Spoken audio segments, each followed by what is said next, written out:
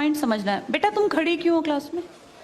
Seat नहीं मिल रही, आगे आ जाओ, थर्ड लाइन में आ जाओ, थर्ड लाइन में बैठा लो बेटा इसको। फिर तेरी बहन को जब कोई कहेगा यहाँ आके बैठ जा, फिर अच्छा लगेगा? थोड़ा लिमिट में रहना चाहिए ना। बैठ जाओ बेटा। चलो अपने देखो, अपने व्यवहार को ऐसा रखो जैसा तुम दूसरे के साथ करो, तुम्हारी बहन के साथ वही होगा।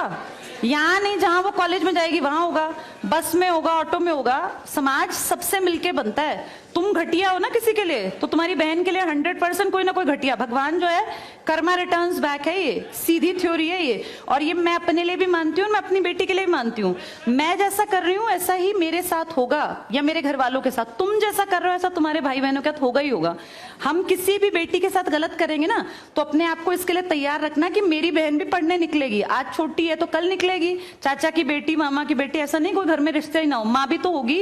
जैसा तुम कर रहे हो ऐसा तुम्हारी माँ के साथ जरूर घटित हुआ होगा। अब तुम कर रहे हो। बड़े अच्छे कई एड्स हैं, उसमें एक जवान लड़का ना सीटी बजा रहा होता है, तो उसकी माँ, देखा है तुम लोगों ने वो?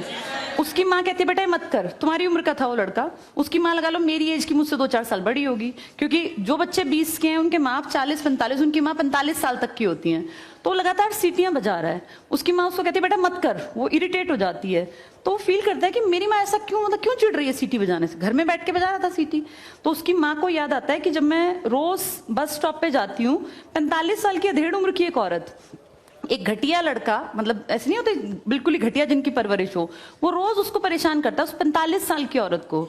तो उसको फिर फील होता है कि ये मेरा बेटा जो हरकत कर रहा है ये उस लड़के से मेल खाती है। बहुत अच्छा ऐड है, उसका एसेंस बहुत अच्छा निकल के आता है कि एक्सप्लॉयटेशन सिर्फ जवान लड़कियों का नहीं होता। आप गलत कर रहे हो ना, कोई आपकी माँ के साथ, आपकी बहन के साथ कहीं ना कहीं कोई गलत करेगा फिर।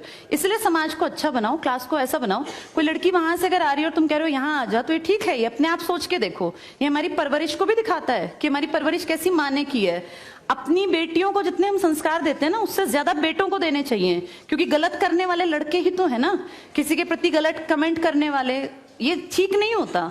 इतने काबिल बनो कि कोई तुम्हारे साथ बैठना चाहे। तुम्हें ये कहना पड़ रहा है कि यहाँ के बैठ जाओ, तुम कोई वो छिछोरे 70-80 के दशक के लड़के थोड़ी ना हो, पढ़े लिखे 21वीं-22वीं सदी के लड़के बैठे हो। तुम कोई बच्चे नहीं हो। अब अपने व्यवहार को इतना अच्छा बनाओ, क्योंकि जब गलत बात बोलो ना तो ये सोच के बोलना कि मेरे घर में जो औरत है ना उसको ये सहना पड़ रहा है कहीं ना कहीं। तुम ही लोगों ने समाज बना रखा है, इसको घटिया बना लो चाहे अच्छा बनाओगे तो पूरा समाज अच्छा बन जाएगा। घटिया बनाओगे तो तुम्हारी माँ को भी 100% सुनना पड़ता होगा, क्योंकि ये कर्म है, ये किसी को नहीं छोड़ते। तुम सबको चार दीवारी में नहीं रख पाओगे। तुम्हारी माँ को भी कहीं ना कहीं बाहर निकलना पड़ता है, चाहे वो मार्केट सब्जी लेने जाती हो, गांव में रहते हो तो गली में तो निकलती है ना, उसको भी सुनना पड़ता होगा, क्योंकि समाज बनाने वाले तुम ही लोग हो। तो ये ध्यान रखो सबको कि भाई किसी को हमारे किसी भी कमेंट से बुरा ना लगे, और इनको अलग मत समझो।